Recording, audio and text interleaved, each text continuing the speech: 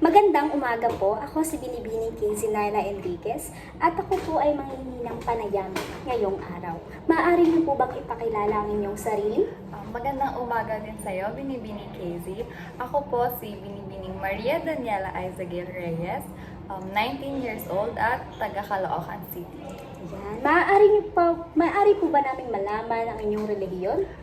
Isa po akong protestante or knownly as Foursquare. Ayan. Ako naman po na isa po akong Katoliko. Ayan. Maaari na po ba tayo magsimula sa pagtatanong? Tara. Ang unang katanungan po ay, ano ang mga pangunahing pagkakaiba ng mga turo at sakramento ng Katoliko kumpara sa inyong Foursquare? Actually, hindi naman ganon kalayo yung pagkakaiba natin. Because ang amin lang, wala kaming kinikilalang image, unlike sa Katoliko na may mga rebulto or saints. Sa amin kasi wala talaga, as in, wala kaming idea kung ano yung features Kasi or po ano. sa amin, sa Katoliko, may imahe po ni Jesus, may mga santo na iba-iba. Sa amin, Wala. wala. Okay po. Dumako naman po tayo sa ikalawang tanong. Paano po nakakatulong yung religion nyo sa pakikipag-ugnayan o pakikipag-usap sa mga tao po? Sa ganun naman, meron kaming isang way tulad ng house visiting. Bibisita kami kunwari sa bahay ninyo. Then mag-share kami ng Word of God. Then, doon natin pag-uusapan yung napag-usapan tungkol sa Bible.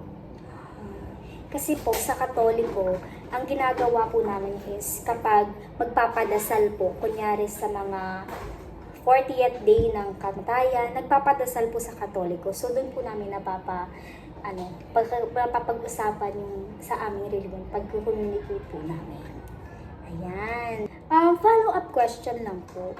Paano nyo po napapa-retain yung salita ng Diyos? Sa amin kasi, merong iba't ibang blessings. Blessings tawag sa amin. Isa na doon is yung speaking in tongues. Parang, ano siya, hindi siya maintindihan. Parang kusa lang siyang lalabas sa bibig ng isang tao. Then after nun, pag natapos na siya, parang,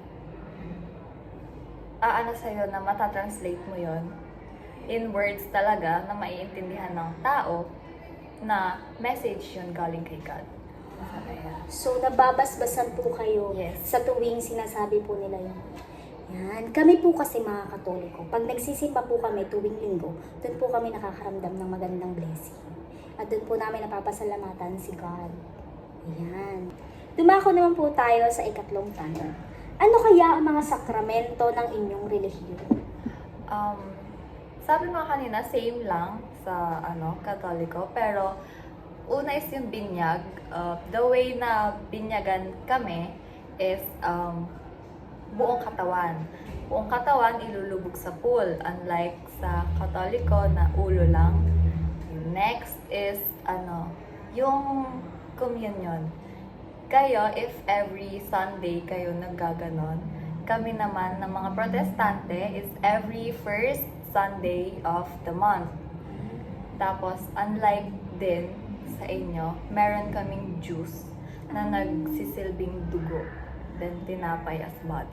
So, ayun. Sa amin po kasi ang pari lang ang kumukuha ng juice o wine para ipakita na nabe-bless ang lahat. Ayan, may follow-up question po tayo. May mga kanta po kayo or word of God bago mag-misa? May mga ganun po ba? Yes po. Actually, bago kami mag-start, start ng misa, talagang nag-worship songs po muna kami. So, una is yung joyful songs, then next is yung as in pang praise na talaga. Napakaganda naman po pala. Sa amin po kasi, throughout the misa, may mga kanta na part para po magpatuloy po namin yung parang pagpapaniwala po namin sa relihiyon po namin. Ayan. Ang huling katanungan po ay, ano po kaya ang maipapayo ninyo sa mga nangingilala sa inyong relihiyon po? Syempre first, respect na lang din. Alam ko naman na pare-parehas lang yung paniniwala natin, pero iba-iba lang siya ng way kung paano tayo mangilala kay God. So ayun, if may na-encounter kayo na may nagsispeaking in tongues, hayaan nyo na lang siya, huwag nyo siya tawanan. Kasi nakakatawa naman talaga siya actually, pero syempre, as respect na lang din para sa amin. Ayan. May follow-up question po tayo at huling-huli na po ito. Sa kabila ng pagkakaiba ng relihiyon, paano ito nagiging daan sa magandang pakikipag-ugnayan sa iba pang relihiyon, katulad po naming mga Katoliko? So ayun, dahil nga iisa lang naman yung Bible natin, parang pwede pa rin tayo mag-usap ng kung ano yung nilalaman nun. Kasi same lang naman, so sa amin nga lang kasi walang image. So ayun, hindi kami naniniwala sa mga saints or ano. So pwede naman tayo mag-usap in a good way. Basta nandun sa Bible yung pag-uusapan. Okay po. Maraming salamat po sa inyong pagpapanayam sa amin. Ako po ulit si Binibining Kay Zenaila Enriquez at kayo po ay Si Daniela Isagale Reyes. yan. Maraming salamat po ulit. Paalam!